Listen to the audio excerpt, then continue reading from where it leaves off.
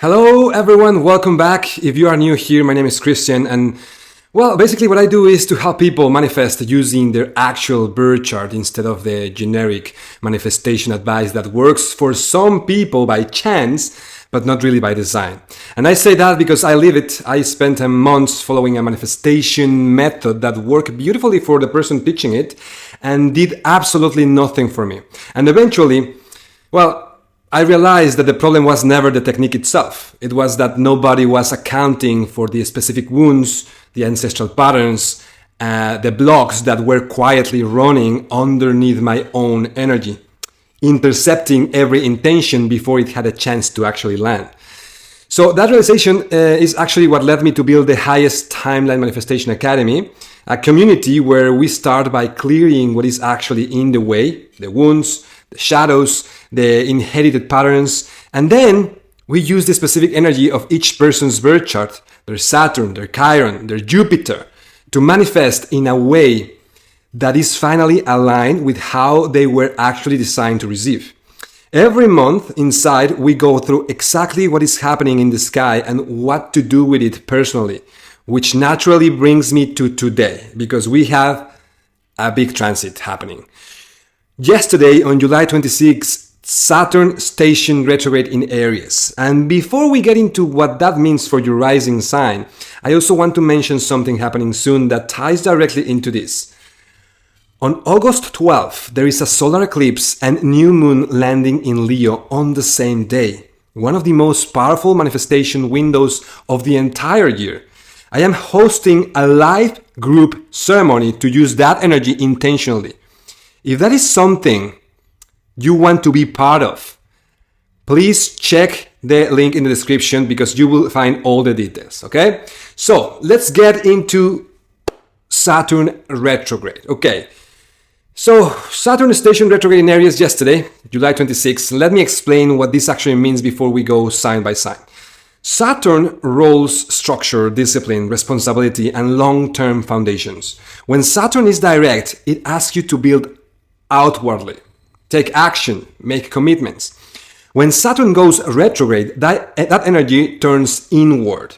This is not a time for new beginnings. It is a time to review what you have already built and honestly ask if the foundation is solid or just ambitious. Saturn in Aries specifically is asking about your identity. Is the person that you have been presenting to the world generally who you are? Or did you build that identity to move fast, to meet expectations, or avoid discomfort? This retrograde lasts until mid-December, giving you several months to rebuild honestly. Now, let's go through what this means specifically for your rising sign. Okay, where are all my Aries people? Okay, Aries Rising. This lands directly in your first house of identity and self. This is the most personal Saturn retrograde possible for your sign. You are being asked to review the mask you have been wearing. Where have you been performing confidence that you don't actually feel? Where have you rushed into a version of yourself before it was actually ready? This is the time to slow down, to get brutally honest with yourself about who you actually are beneath the urgency, and revealed your identity on something real rather than something reactive. The version of you that emerges from this in December will be significantly more solid than the one that entered it in July. Now, Taurus Rising, your 12th house of the subconscious and spiritual retreat. This is where Saturn retrograde is hitting your 12th house. This retrograde is asking you to review your relationship with rest, solitude, and your inner world. Have you been avoiding necessary alone time by staying constantly busy? All subconscious patterns you thought were resolved may resurface for a final and deeper healing. This is a powerful period for therapy, journaling, and any practice that lets you sit honestly with what has been living beneath the surface without rushing to fix it immediately. Now we have Gemini Rising. And this transit lands in your 11th house of friendships and long-term goals. Review which friendships and communities are genuinely aligned with who you are becoming versus which ones you have kept out of habit or history. This retrograde may bring certain friendships to a natural pause or even an ending, not as a loss, but as clarification. Also, review your long-term goals honestly. Were they built from genuine desire or from comparison and urgency to keep up with others? We have Cancer Rising. The Saturn retrograde moves in your 10th house of career and public reputation. This is a significant one because you need to review the foundations of your professional life. Is the career path that you are on something you built deliberately or something you fell into and never questioned? Saturn retrograde here often brings a quiet reassessment of whether your public direction actually reflects your private values. I want you to use this time to restructure rather than force forward momentum on shaky professional ground. Okay, we have Leo Rising, your 9th house of beliefs and philosophy. You need to review what you actually believe is possible for your life versus what you were taught to believe by family, culture, or fear. This retrograde asks you to examine your worldview honestly rather than operating on inherited assumptions. This is an excellent period for deep study, therapy that addresses limiting beliefs, or any practice that helps you consciously choose your philosophy rather than default to it. For people in Virgo Rising, okay, this transit is hitting your 8th house of intimacy and shared resources and deep transformation. This retrograde is asking you to face what you have been avoiding around vulnerability, trust, and shared finances. This can be uncomfortable because the 8th house doesn't do surface level review. It asks for real honesty about power dynamics and emotional walls in your closest relationships. What gets faced honestly now creates significant long-term trust and intimacy. Okay, now we have Libra Rising, and this is hitting your 7th house of partnerships. So you need to review your most significant one-on-one relationships. Are they built on genuine compatibility or on convenience, or fear, or being alone, or the desire to avoid conflict maybe? This retrograde often brings relationship patterns to a head so they can finally be addressed rather than quietly tolerated. Honest conversations now prevent much larger ruptures later. Good. Okay, so for Scorpio Rising, your 6th house of health and daily routines, you need to review your physical health and your daily structure honestly. Have you been ignoring symptoms your body has been trying to communicate? Are your daily habits actually supporting the life that you want or just maintaining the one that you have?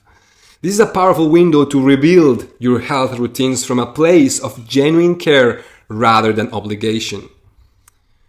For the Sagittarius Rising, your 5th house of creativity and joy, you need to review your creative projects and your relationship with genuine pleasure. Have you been chasing inspiration without ever building the discipline to finish anything? Or have you been so disciplined that you forgot to actually enjoy the process? This retrograde is asking you to find the structure that supports your creativity instead of restricting it. For the Capricorn Rising, this is hitting your 4th house of home and family, and you need to review the emotional patterns that you inherited from your upbringing that are still quietly running your adult life. This is deep ancestral territory. What emotional structures from your childhood are you still operating from without question? This retrograde offers a very genuine opportunity to consciously rebuild your emotional foundation rather than simply repeat what you were given. We have Aquarius Rising hitting your 3rd house of communication and thinking. Okay, so you need to review how you think and how you communicate. Are your opinions genuinely yours or borrowed from groups you wanted to belong to? This retrograde is asking you to slow down your thinking process and rebuild your mental frameworks on your own reasoning instead of a reactive assumption. For Pisces Rising, Saturn retrograde is hitting your second house of finances and self-worth. You need to review your relationship with money and what you believe you deserve. This retrograde often surfaces old scarcity beliefs that have been quietly limiting your financial growth. The work here is not just practical budgeting, it is examining the worthiness beliefs underneath your entire financial reality. And that's it with the signs. So basically, Saturn retrograde is not really a punishment. It is Saturn making sure that whatever you build after December is genuinely load-bearing. The people who use this time to rebuild honestly come out with something that lasts. The people who resist it just feel stuck without understanding why. If any of what I shared today resonated and you want to go deeper into your own chart, your own blocks, and how to actually clear them so your manifestation practice finally works the way it should, the Highest Timeline Manifestation Academy is where we do exactly that. Month after month, transit after transit. You can find it at highesttimeline.org. And do not forget, August 12th, solar eclipse and new moon in Leo, live group ceremony. Comment Eclipse below and I will send you a link, and I will see you in the next video.